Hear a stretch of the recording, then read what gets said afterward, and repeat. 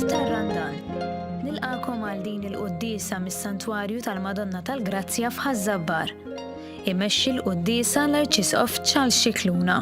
Jikkonċelebra l-Arċipriet tal-Parroċċja ta' Ħaż Żabbar Dun Evan Karwana. Inħeġġu l-itfal biex isegwu l-liturġija tal-ħadd minn fuq il-website bkids.mt.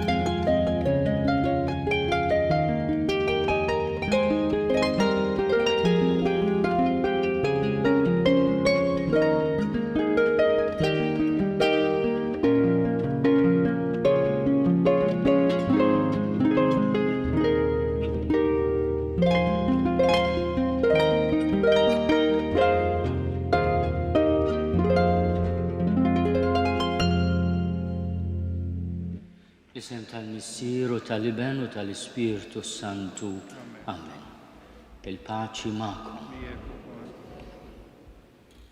Qegħdin nitolbu din l-Ewkaristija tal-ewwel ħadd tar-Randan mill-Knisja sabiħa Majestuża ta' Ħaż Żabbar, dan is-Santwarju tal-Madonna tal-Grazzja. Hija tradizzjoni antika li fl-ewwel ħadd tar-Randan il-poplu Malti jinġabar hawnhekk f'pellegrinaġġ penitenzjali.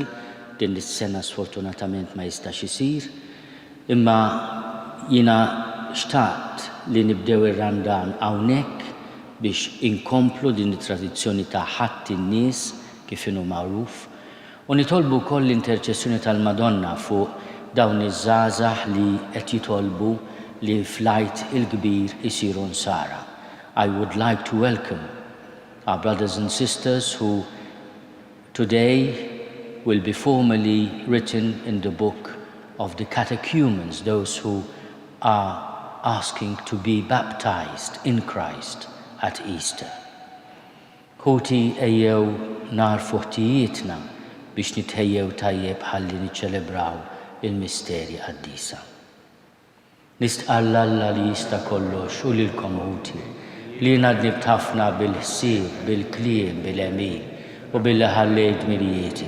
Ħtija tiegħi bl-akbar ħtija tiegħi. Għalhekk nitlob lill-Mqazza Marija dejjem Verġni, lill-anġli u l-qaddissin kollha u lilkom ħuti biex titolbu għalija lil mulej Alla tagħna. Iħenna lina Alla li jista' kollox jaħfrilna dnubietna u jwassalna għal ħajja ta' dejjem. Mulej ħniena, Kristu ħniena, mulej ħniena. Nitolbu. U Alla li tista' kollox bit-taħriġ ta' kull sena matul ir-Randan imqaddes. Għatina li nifhmu dejjem iżjed il-misteru ta' Kristu u li bħajja xierqa niksbu il-frott tiegħu. Bibnek Ġesu Kristu Sidna li hu Alla u miegħek jgħix u jsalta flimkien mal-Ispiritu Santu għal dejjem ta' dejjem.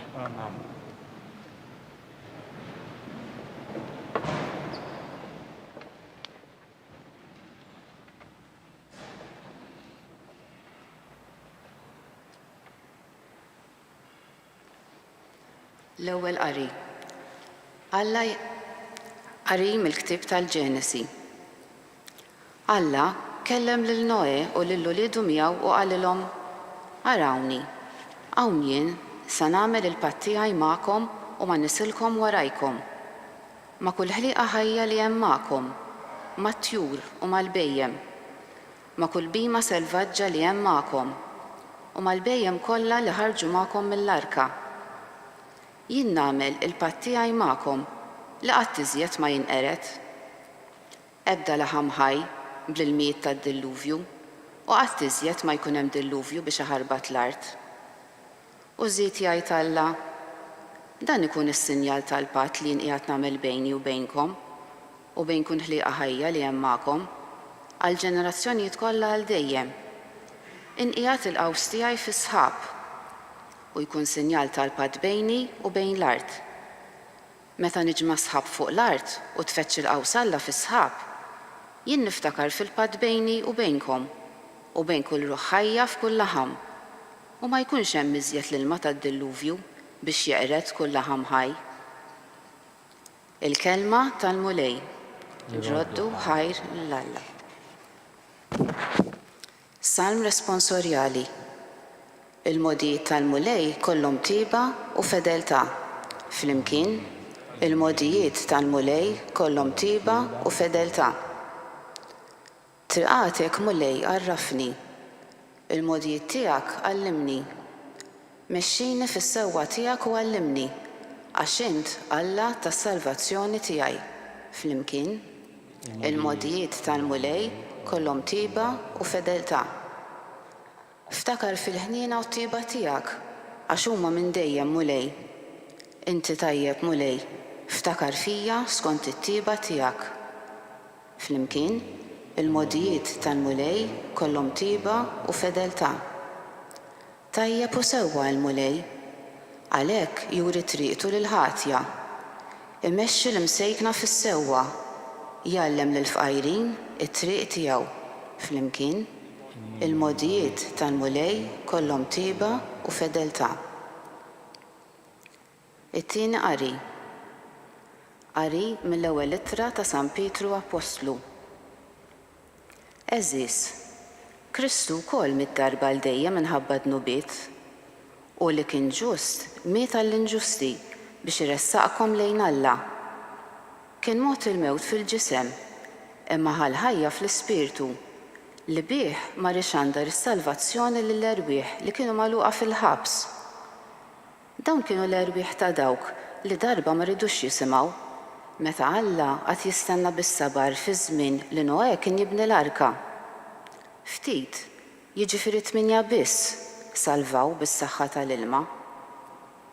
Dan l-ilma huwa tixbieħ tal-magħmudija li issa ssalva lilkom ukoll. Mhux għax tnaddaf il-ħmiġ tal-ġisem, imma għax talba lill-Alla ħirġa minn kuxjenza safja bis-saħħa tal-qawmien ta' Ġesu Kristu li tala s-sema u jgħid fuq il-lemin ta' Alla u għandu taħtu is-setat u l-qawwiet tal-anġli. Il-kelma tal-mulej. Roddu ħajr lill-Alla.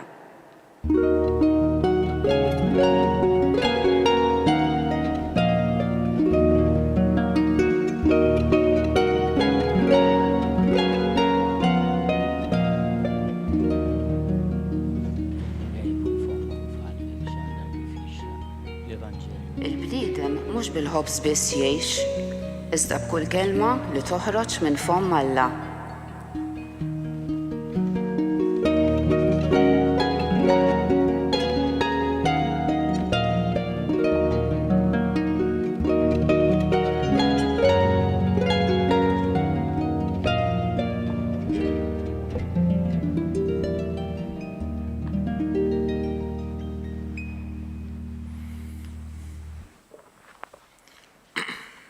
Il-mulej ma'kom. Qari mill-Evanġelju skont San Mark. F'dak iż-żmien l-Ispirtu ħareġ lil Ġesu fid-deżert u baqa' fid-deżert 40 jum jiġġarrab mix-xitan.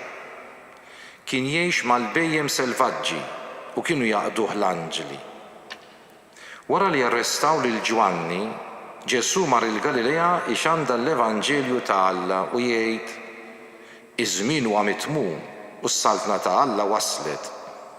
Indmu u emmnu fl-Evanġelju. Il-kelma tal-mulej talim tal-Evanġelju tnatfu minnu bietna.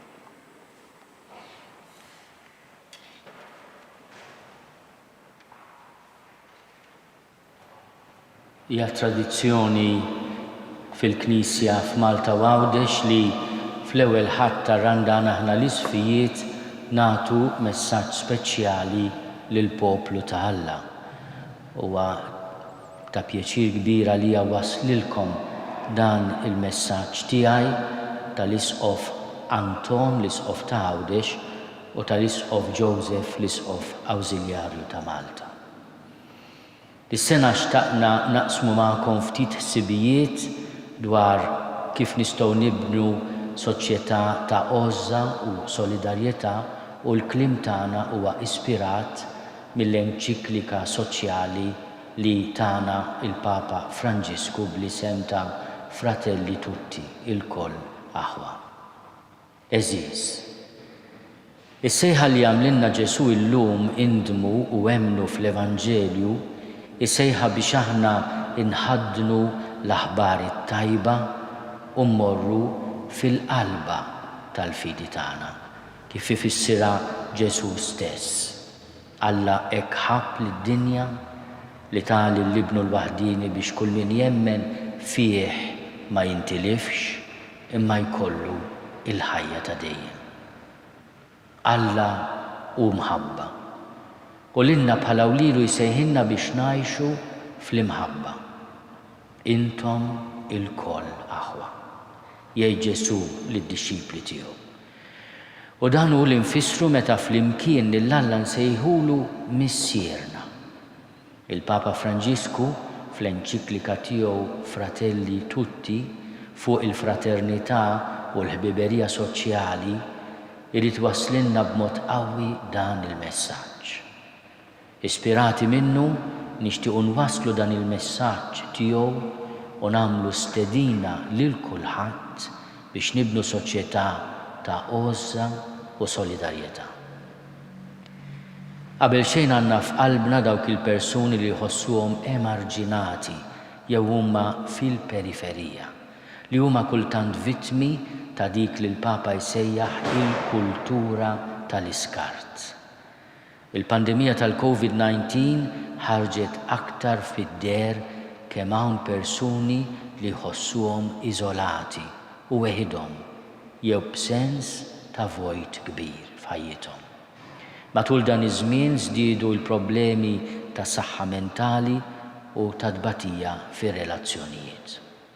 Quddiem ir-realtà ta' persuni li qed ibatu nistgħu jew nibqgħu għaddejjin u ma nagħtux każ, jew nieqfu biex ngħinu. Aħna rridu nsellmu lil tant persuni li qegħdin juru għoża u solidarjetà b'mod konkret ma' dawn il-persuni vulnerabbli.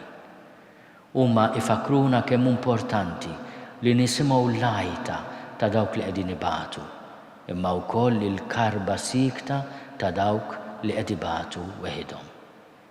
Il-Papa Franġisku kontinwament ifakkarna li għandna nisimgħu il-karba ta' dawk il-persuni li qed ifittxu kenn għax qed jaħarbu minn kriżijiet umanitarji serji. Nisimgħu l-istejjer tal-ħajjiet imċarta tagħhom u nofru ambjent fejn iħossuhom milquha, imħarsa, imwiżna u integrati. Il-Papa jagħmlilna sejħa biex naħdmu favur ix-xewqa dinjija ta' fraternità li tibda mill-għarfien li aħna wkoll u l-koll aħwa. Il-Papa juri kif is-soċjetà globalizzata fil-waqt li ħafna drabi tqarribna lejn xulxin, mhux bil-fors tagħmilna aħwa. Huwa aħna li rridu nieħdu l-impenn li ngħixu tassew fl-imħabba u l-għożża ta' xulxin. Jekk aħna nkunu tassew miftuħin għall-imħabba ta' Alla u naqsmuha mal-oħrajn, inkunu qed ngħixu il-fraternità li tfisser li nixtiequ minn qalbna il-ġid ta' xulxin. F'dan is-sens ma nħarsux lejn l-oħrajn bħala avversarji imma bħala aħwa. Flimkien nistgħu naħdmu għal soċjetà mingħajr ħitan u mingħajr frontieri li jifirduna. U b'dan il-mod li jista' jingħeleb il-virus tal-individwaliżmu. Aħna nsibu l-milja tagħna mhux meta ningħalqu fina nfusna u nduru magħna nfusna, ma meta ningħataw għall-oħrajn. Meta nħarsu lejn xulxin bħala aħwa, inkunu nistgħu naħdmu flimkien għal soċjetà tad-dialogu li hu triq li biha timbena il-ħbiberija soċjali. Id-dialogu jirrispetta, jisaħħaħ u jfittex il-verità. Jgħinna biex noqorbu lejn xulxin, inħarsu lejn xulxin, nisimgħu lil xulxin, narfu ngħixu dak li l-Papa Franġisku jsejjaħ l-arti tas-smieħ tal-oħrajn. Id-dialogu jgħinna nesprimu ruħna b'rispett u nagħtu l-kontribut tagħna bla biża'. Persuna li tiddialoga b'ġentilezza taf tirrispetta tassew lill-ieħor jew l-oħra. Id-dialogu jgħinna nifhmu kif l-oħrajn li huma differenti minna huma don u għana, għax id-differenzi jirrappreżentaw possibilità biex nikbru flimkien. Aħna u niddialogaw rridu naffaċċaw ir-realtà tal-ġrieħi li kultant inġorru individwalment u bħala soċjetà. Hemm ġrieħi li nġorru fina u fir-relazzjonijiet personali, hemm ġrieħi wkoll fil-ħajja pubblika u fil-ħajja tal-komunitajiet tagħna.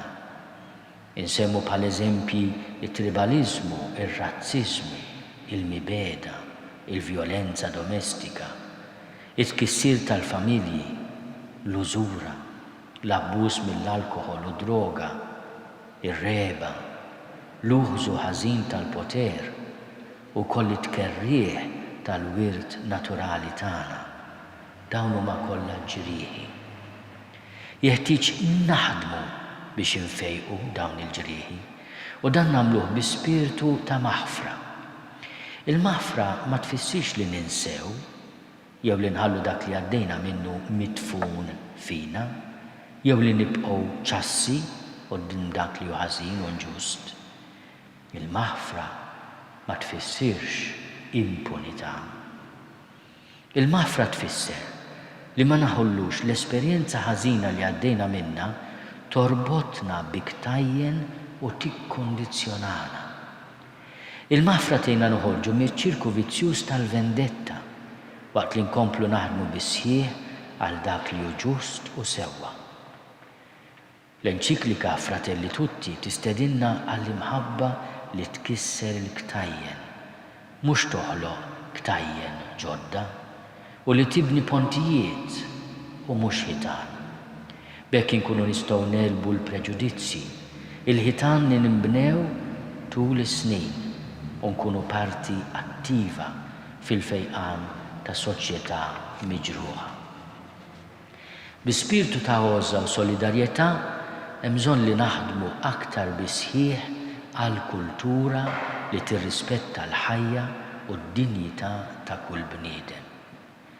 Kull ħajja umana hija prezzjuża, maħluqa ġbija ta' Alla. Hija din il-protezzjoni tal-ħajja umana mill-ewwel mument ta' tnissil tagħha sa tmiem naturali tagħha u f'kull waqt tagħha li l-pedament ta' kultura ta' rispett lejn id-drittijiet ta' kull bniedem. Dawk vulnerabbli u dgħajfa jeħtieġu aktar attenzjoni u kura.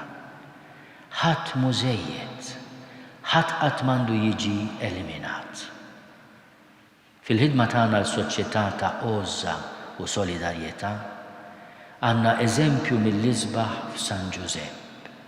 Il-Papa Franġisku ried li jkun ta' ispirazzjoni għalina mod speċjali f'din is-sena iddedikata lilu. San Giuseppe u l-bniedem li għadda minn mumenti ta' kriżi u ta' tbatija, fosthom it-tfittxija ta' Ken barra minn artu mal-familja tiegħu refuġjata.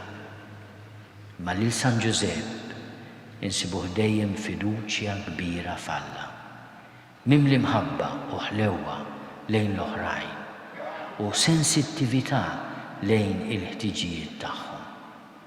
U l-bniedem li jisma' u li fl-istess ħin waqt jieħu azzjoni b'kuraġġ biex jipproteġi il-ħajja ta' Marija u ta' Ġesu ukoll qabel it-twelid. San Giuseppe jurina kif tkun il-qalb ta' missier.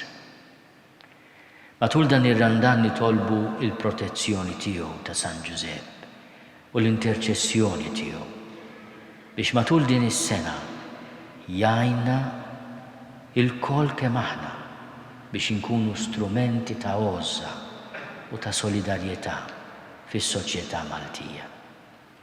Natukom il-barka pastorali tagħna.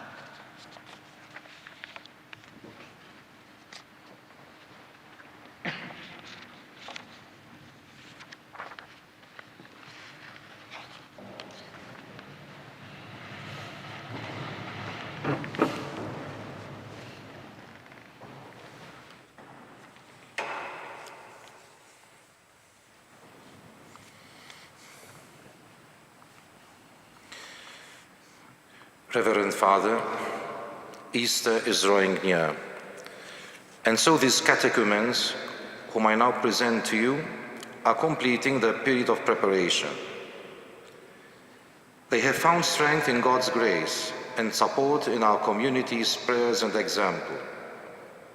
Now they ask that after the celebration of the scrutinies, they be allowed to participate in the sacraments of baptism, confirmation, and the Eucharist.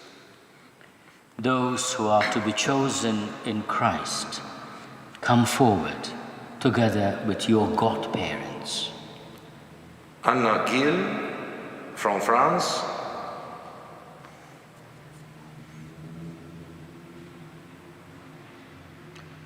Ariane Coronado from Spain,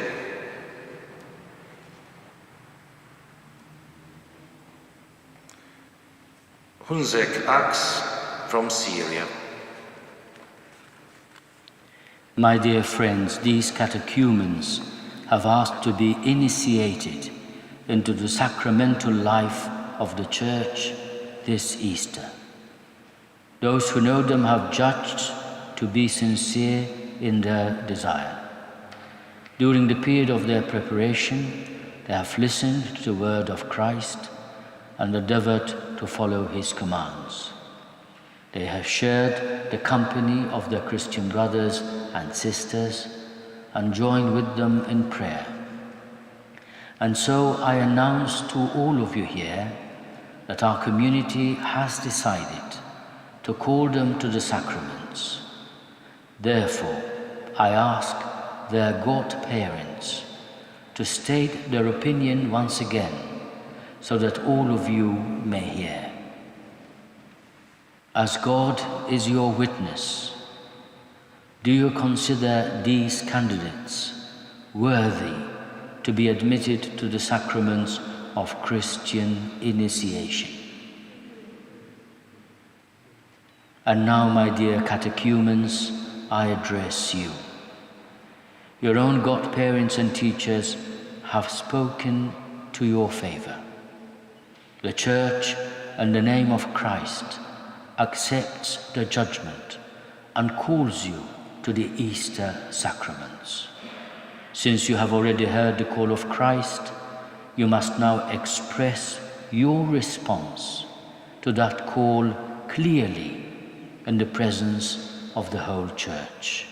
Therefore, do you wish to enter fully in the life of the Church through the sacraments of baptism, confirmation, and the Eucharist,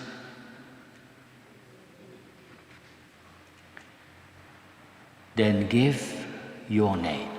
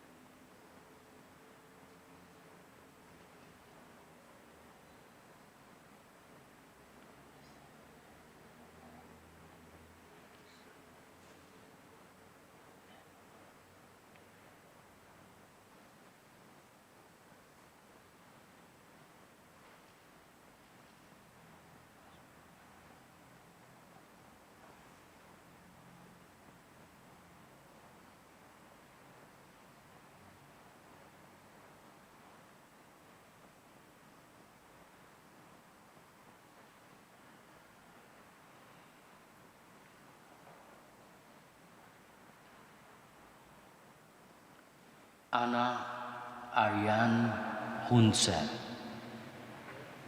I now declare you to be members of the elect, to be initiated into sacred mysteries at the next Easter Vigil.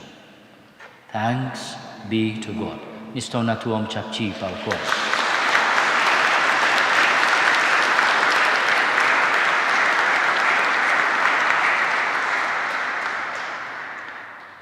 L-ewwel waħda minn ħafna ċabċipiet, nagħtuhom welcome. God is always faithful to those he calls. Now it is your duty, as it is ours, both to be faithful to him in return and strive courageously to reach the fullness of truth, which your election opens up before you. Godparents, you have chosen and spoken in favor of these catechumens. Accept them now as chosen in the Lord and continue to sustain them to your loving care and example until they come to share in the sacraments of God's life. Amen.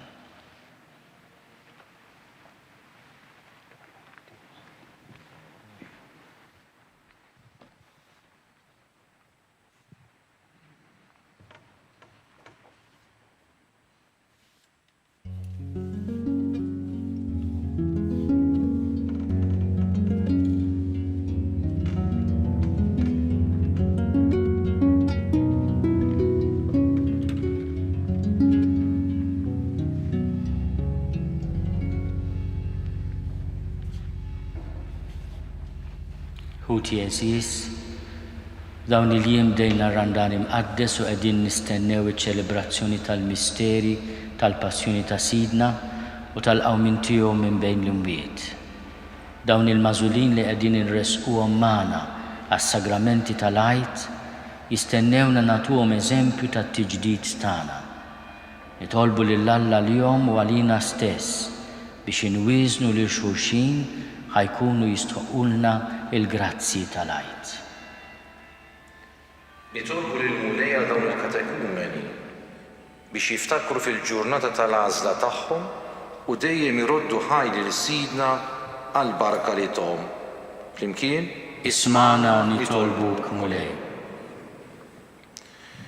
Nitolbuh jgħinhom jeqdew tajjeb biż-żmien li jagħtihom ħalli jibqgħu sħaħ fiċ-ċaħda li jagħmlu u flimkien magħna iħabirku f'emejjel Quddiesa. Nitolbu Ismana nitolbuk mulej. Nitolbuh għall-katekisti tagħhom biex juruhom il-ħlewwa tal-kelma ta' Alla li jixtiequ jisimgħu. Nitolbu Ismana nitolbuk mulej. Nitolbuh għall-parrini tagħhom biex bl-eżempju tagħhom juruhom kif iwettqu fil-prattika it-tagħlim tal-Evanġelju fil-ħajja kollha tagħhom. Nitolbu Ismana nitolbuk mulej. Nitolbuh għall-qrabatu biex ma jfixkluhomx anzi jgħinuhom jgħixu kif l-Ispirtu Santu inebbaħħhom. Nitolbu Ismana nitolbuk mulej. Nitolbuh għall-ġemgħa tagħna biex il-koll kemm aħna f'dan ir-randan nagħtu eżempju ta' mħabba sħiħa u ta' perseveranza fit-talb.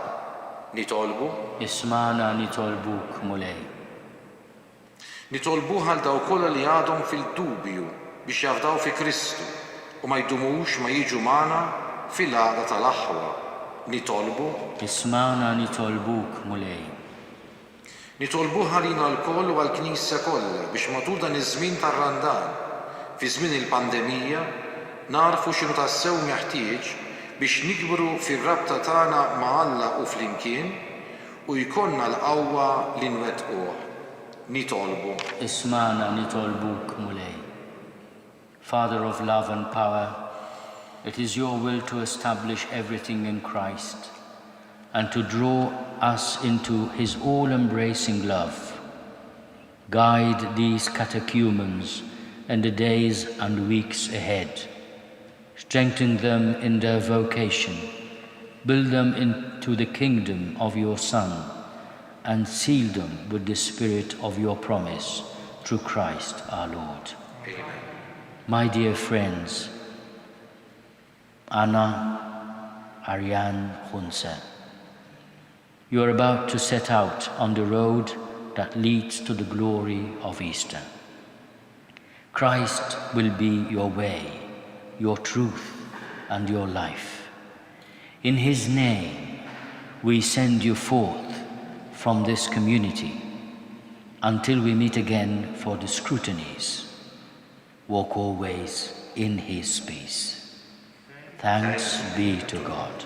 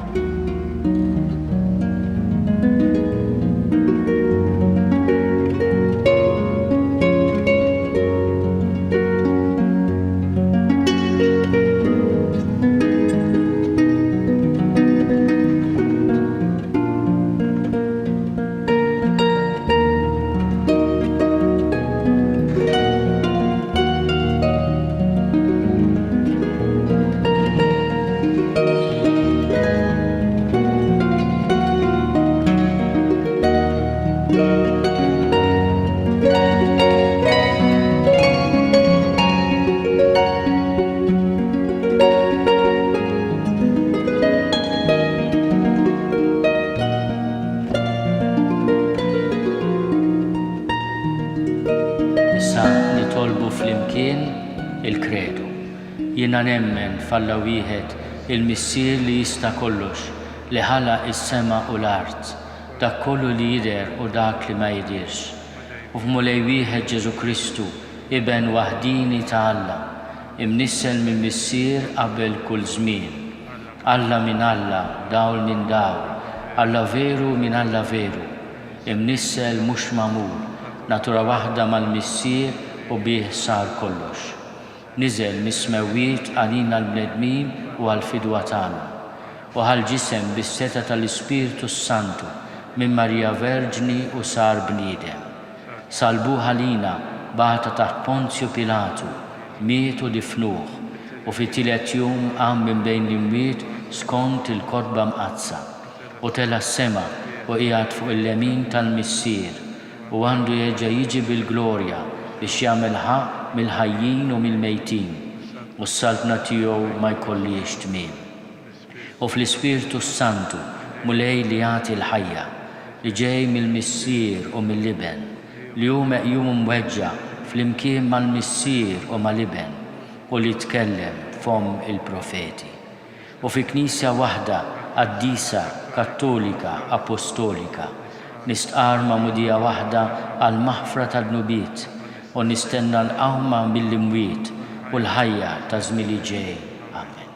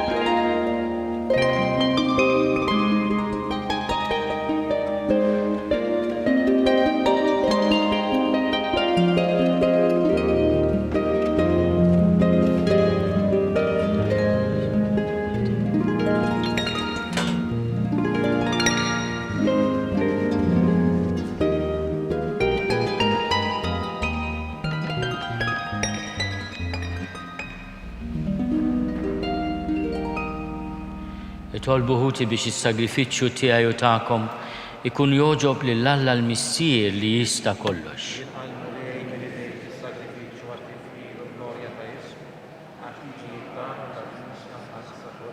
Għamel mulej li niġġeddu dejjem f'ħajjitna biex nofrulek kif jixraq dan is-sagrifiċċju ħalli bih inqazzu l-bidu ta' dan iż-żmien qaddiż li ħejjina ċ-ċelebrazzjoni tal-misteru tal-Għid bi Kristu Sidna. Il-mulej magħkom. Nerfgħu qlubna l fuq. Niżuħaj lill-mulej Alla tagħna. Sewwa u xieraq tas-sew mulej missier qaddiż, Alla ta' dejjem li tista' kollox. Tajjeb u taġid tas-salvazzjoni tagħna li dejjem u kullimkien irrodulek ħajr bi Kristu Sidna. U għal 40 jum iċċaħħad mill-ikel tal-art biex bis-sawma tiegħu iqaddes din il-għamla ta' takkis. U fir-rebħ tiegħu fuq il-qerq kollu tax-xitan għallimna inwarbu il-ħmira tal-ħażen. B'hekk iseħħilna niċċelebraw kif jixraq il-misteru tal-iklar tal-Għid f'din il-ħajja sa ma naslu biex nieħdu sehem għal dejjem fl-ikla tal-Għid fis-sema. Għalhekk flimkien mal-anġlu l-qaddisin kollha intennulek l-innu ta' tifħir u ngħidu bla qiegħda: Qaddiż, Qaddiż, Qaddiż, mulej Alla tal-eżerċiti, ismejtu l-art mimlija bil-glorja tiegħek. Osanna fl-għoli tas-smewwiet, imbirek minn ġej f'isem il-mulej, osanna fl-għoli tas-smewwiet. Qaddiż tas-sew int mulej, inti l-għajn ta' kull busija. Qaddes għalhekk nitolbuk dawn l-offerti bil-barka tal-Ispirtu tiegħek biex isiru għalina l-ġisem u d-demm ta' Sidna Ġesu Kristu. Li meta kien se jingħata biex minn rajħi bati ħal-ħobs, ratti l-ħajr, qasam, tal id-dixxipli tiegħu u qal: ħudu u kulu l-koll minn dan, għax dan huwa ġismi li jingħata għalikom.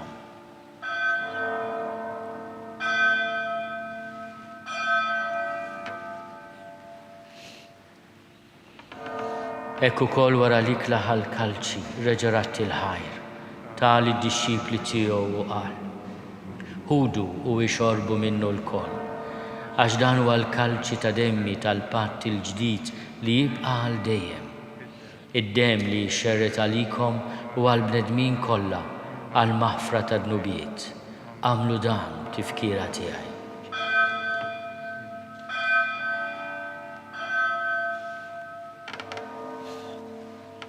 Dan hu l-misteru tal-fidi. Salvana int, o Salvatur tad-dinja, bis-salib u l-qawmin tiegħek inti fdejtna. Għalhekk aħna nagħmlu dan tifkira tal-mewt u l-qawmien ta' Sidna Ġesu Kristu. Nofrulek mulej il-ħobs tal-ħajja u l-kalċi tas-salvazzjoni. U nrodulek ħajra xogħġbok tilqana hawn quddiemek biex naqluk.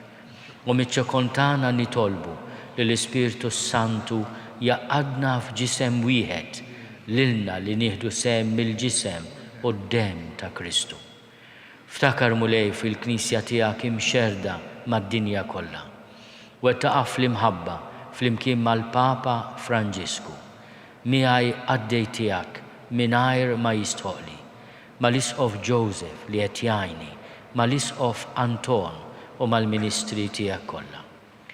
Ftakar ukoll fħutna li raqdu bit-tama tal-qawmien. Ftakar fil-mejtin kollha.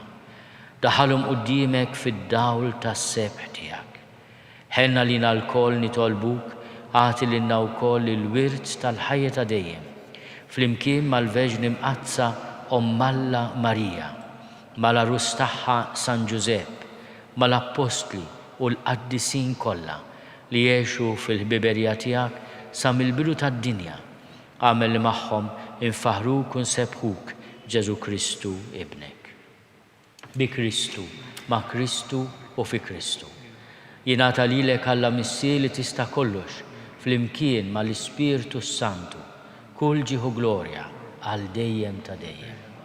Ejjew nitolbu kif għallimna u ridna nagħmlu li ben ta' Alla Ġesu għas-salvazzjoni tagħna. Missierna li inti fis-smawiet jitqaddes ismek, tiġi saltnatek, ikun li trid int kif is-sema hekk fl-art. Ħobżna ta' kuljum għatina llum. Aħfrinna dnubietna bħalma naħfru l-minuħ ħati għalina. La ddaħħalniex fit-tiġrib iżda eħlisna mid-deni. Eħlisna nitolbuk mulej minn kull deni. Għatina fit-tiebon ħina tiegħek il-paċi fi żmienna biex inkunu ħielsa dejjem mid-dnub u mħarsa minn kull inkwiet. Aħna nistennew u nittamaw ilejna u l-miġja tas-Salvatur tagħna Ġesu Kristu.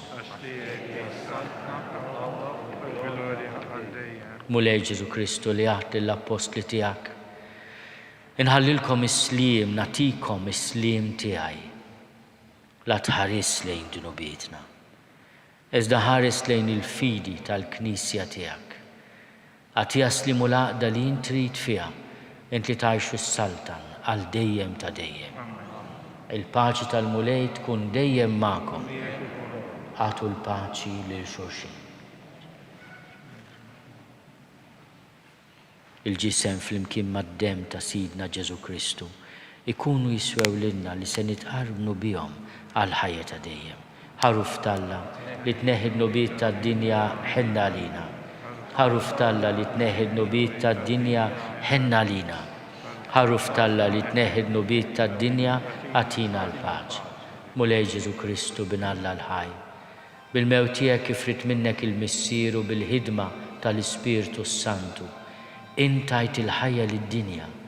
Dan il-ġisem u d-demm qaddis tiegħek eħlisni minn ħtieti kollha u minn kull ħażen. Żomni dejjem fidil lejn il-kmandamenti tiegħek. Tħallini qatt ninfiret minnek. Mulej Ġesu Kristu nitolbok li din itqarbina bil-ġisem quddiem tiegħek ma tkunx il-kundanna tiegħi. Iżda ħnina tiegħek tkun għalija l-ħarsien u l-fejqan ta' ruħi u ġismi. Dan hu l-ħaruf ta' Alla. Dan hu li jneħħi d-nubiet tad-dinja. Ħenjin dawk li huma mistiedna għall-ikla tal-ħaruf. Mulej ma jistoqlix li tidħol taħt is-saqaf tiegħi, iżda biss kelma waħda u ruħi tkun infejja.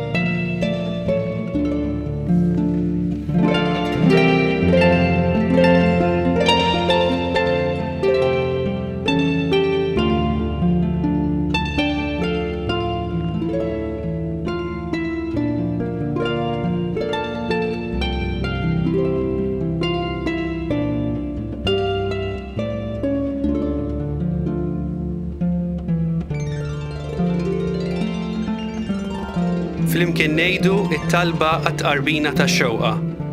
Ġesu, jiena nemmen li inti tinsab ta' bilħaq fis-sagrament tal-Ewkaristija. Irrid inħobbok fuq kollox u fuq kulħadd. Inti taf li nixtieq nirċevik ġewwa fija.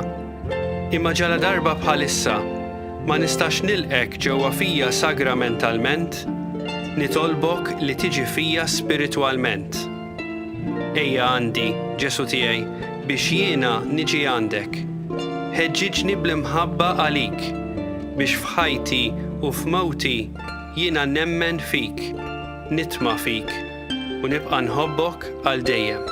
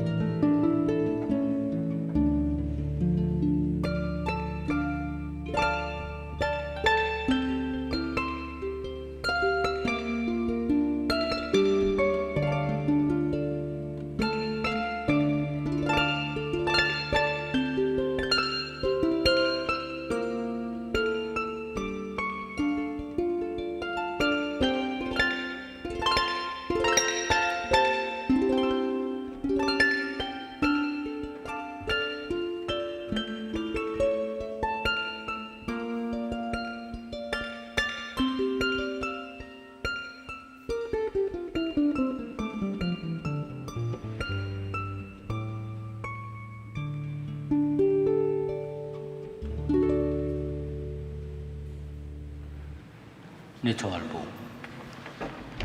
Aħna tqarbinna mulej bl-ikel tas-sema li bih nitħeġġu fil-fidi, nissaħħu fit-tama u nitqawwew fl-imħabba. Għallimna nħossu l-bżonn li nieklu lil dak li tassew il-ħobb sħaj u li ngħixu ta' bilħaq b'kull kelma li toħroġ minn fommok bi Kristu Sidna.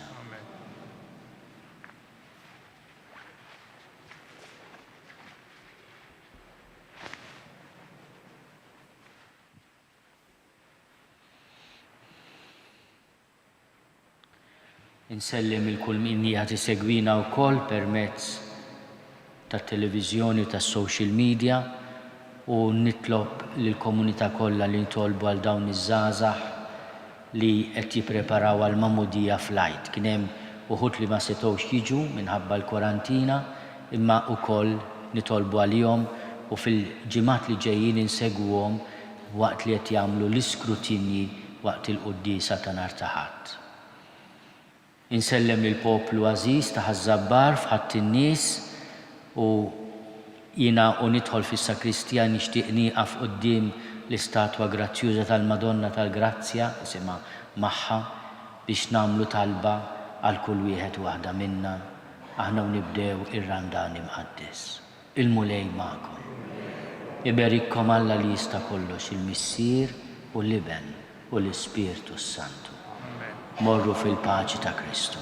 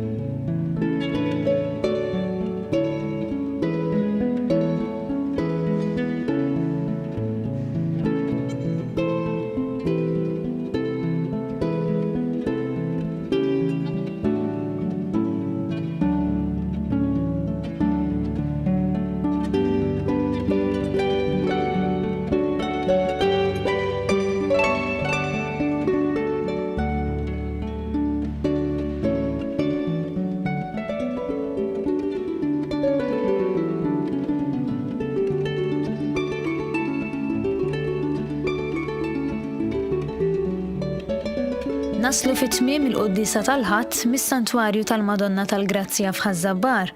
Kull min jixtieq jgħin lill-Arċidjoċesi ta' Malta tkompli ħidmietha fis-soċjetà huwa mistieden jagħti donazzjoni online jew permezz ta' ċekk indirizzat lill-Arċidjoċesi ta' Malta. Aktar dettalji issibuhom fuq knisja.mt/donazzjonijiet. Qabel intemmu din ix-xandira nfakrukom sabiex inkomplu nieħdu ħsieb xulxin billi kull min jista' jieħu l-vaċċin u nosservaw il-miżuri għal ħarsien tas-saħħa. Flimkien inkomplu nitolbu għas-saħħa tal-poplu tagħna. Il-kumplament tal-ħadd it-tajjeb. Saħħa.